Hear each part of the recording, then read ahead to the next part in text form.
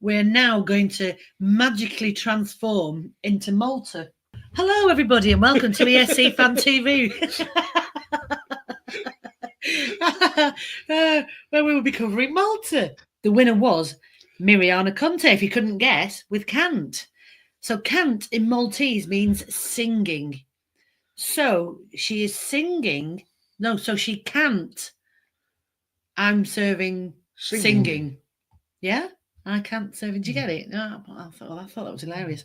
So no one anywhere would ever say I'm serving singing. No. Let's go to right. Who's going to go on the most about this? Elliot.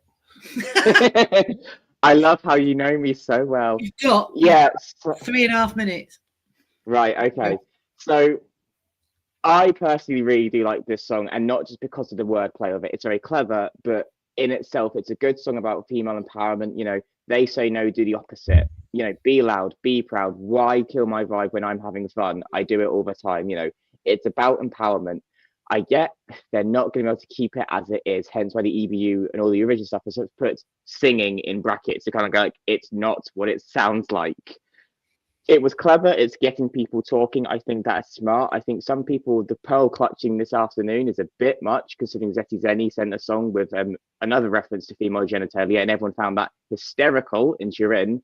And this year we're all a bit like, no, this is a bit too much. Oh, Elliot, can I just butt in? Look, as a woman on here, there's a massive difference between the word, it was pussy, which I can say now, but I can't say the word that she's saying. I can't, you know, we'd be demonetized, Elliot, in a second. We're going to be anyway with this. We are, yeah. But it's a massive difference. Yeah. Completely. It really is. As a woman, I don't like saying the C word at all. But pussy, it's like, you know, it's the down there. Yeah. It's one below a shit. I mean, to be fair, the word pussy was on 70s sitcoms. The C-bomb wasn't. Yeah. Even even rappers don't use the C word because it doesn't, you know, people don't like it. You know, it is one of them, and I do think, you know, playing devil's advocate here, Miliana and PBS would have had a fail-safe if she won, because the second the song came out, she was the big favourite or one-off for that reason. So they clearly would have gone, right, we need a backup in case this wins. And she won the televote by a convincing margin to get there last night because the jury only put a second. Yeah. That aside, I think the song is very good, and Miliana can sing exceptionally well. I watched her perform since 2017 through Malta and things like that. The staging campus hits. You know, you've got giant exercise balls. I mean, that was brilliant. You know, it's a bit of fun. It's done what it needed to do, which was get people talking and looking at Malta. And Malta's problem in the past is they have faded into the background of their entries. The last time people were talking about Malta was Destiny, and Destiny did very, very well. Is it going to stay as it is? No, because English is such a prominent language, and the BBC will not be able to broadcast it. Even my friend in radio said, I cannot broadcast this because of that. So there will be reforms put in place and things will be edited out. We know this. But as a song, I enjoy it. It's currently my third place. Will it stay there? I don't know. But I think it's still got an all right chance of making the final and then mid-table in the final, to be honest, because, you know, she's still a good singer and it's a good performance and I am happy for her. So. Brilliant. Thank you very much, Elliot. Oban, what's your take on it? I'm conflicted with this song. It feels wrong. It's like not the word itself, but it feels like wrong in a sense that I don't like when artists choose things to appeal the LGBT community viewers. This song, the serving the Kant, as there's a reference to RuPaul. The costume change, there's a reference to the drag community. Okay. It feels there is, and the way that they use the word in the song, serving singing, serving vocals would have made sense. Serving singing doesn't feel it. So even the way that it's used in the lyrics, it feels pushy. It feels like there is an intentional abuse of the mainstream viewer Yeah. of the fandom of the Eurovision. So Can I I just don't like say? this. Can I just say, Oban? Like, even though this is obviously in a secondary language, because Maltese will be their first language. Even if it was Mm. translated, it wouldn't be translated into "I'm serving." But I just wondered if she'd sung it in Maltese, there wouldn't have been a problem. We will never know. Maybe I'm like, maybe the word even serving singing wouldn't make sense for the Maltese singers. So Maltese voters might not have voted it to win anyway, so they would be bothered by it. The song worked for Maltese audience, that it sounded like it's English, but they find a smart way to go around the whatever rules there are. So it's like, it feels like more calculated move than it's a genuine performance, genuine song. It's like deliberately written. It was just the serving Kant and then everything else written to make that phrase work, and that I don't like it. I don't like calculated moves like this.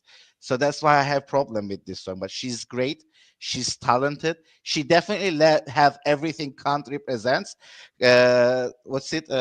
Creativity, uniqueness, nerve, and talent. I think that was what it stands for in RuPaul. So she has it all. She's definitely serving the C version of it in a drag queen culture, drag culture. But as what it says as a Eurovision song, I really don't like it. Thank you very much, Oban. Yeah. Do you think, Elliot, that with her being such a good artist and the way she sings and everything, do you think she deserved slightly more than? I sort of don't want to say gimmicky song, but it's a gimmicky song. Do you think she deserved better?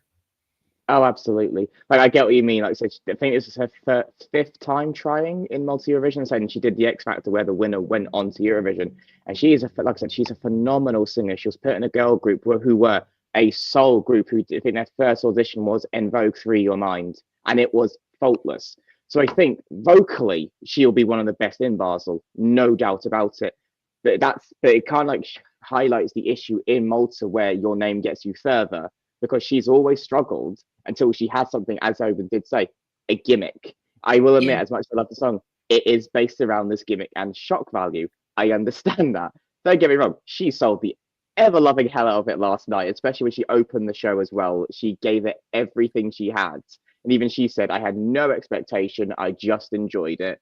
But yeah, she does deserve better, in a song sense. Like, the music isn't bad. That's the thing. If we are, say, having to do this whole message round a shock value thing, I do think Miliana does deserve better than that, because her voice and her as a person then does deserve better, to be honest. So I'm not sure what they're going to do, but I just hope it does pay off for her in Basel, because this is a woman who's been trying for 7 or 8 years, and I'd hate for her experience just to be a shock value gimmick, which does then also direct her a bit of hate. But side note, I love how she used some of those negative comments on her projection in the bridge. The camera work didn't do good enough because they were getting all set up, but it was full of hate comments against her, and she's like, I don't care. So more power to her, but yeah, don't make her a gimmick. Don't make her a puppet, because that's what I hate in delegations, when the artist is clearly being used for other reasons. And she does deserve so much more, because she is phenomenal and a really sweet girl. When the times I've spoken to her, she's really, really sweet. I think that I kind of agree. I mean, my concern with this is I can't see the UK and probably Ireland broadcasting that word. And he brought up City Zenny. They actually were censored and couldn't sing the word pussy. Yeah, but the audience knew. You can hear it, yeah. But, yeah. I think that was their choice, though. It wasn't the EBUs. I don't know. But I think if that's either edited out or bleeped out, or she has to change the lyrics, it's lost the impact. And that's the problem. The whole song is around the impact of a word that sounds like the C-bomb. Let's face it, especially the way she sings it. She's not saying Kant, is she, when she sings it? So we'll see you then. So thank you very much, panel. Until the next time, it's goodbye. Bye. Bye.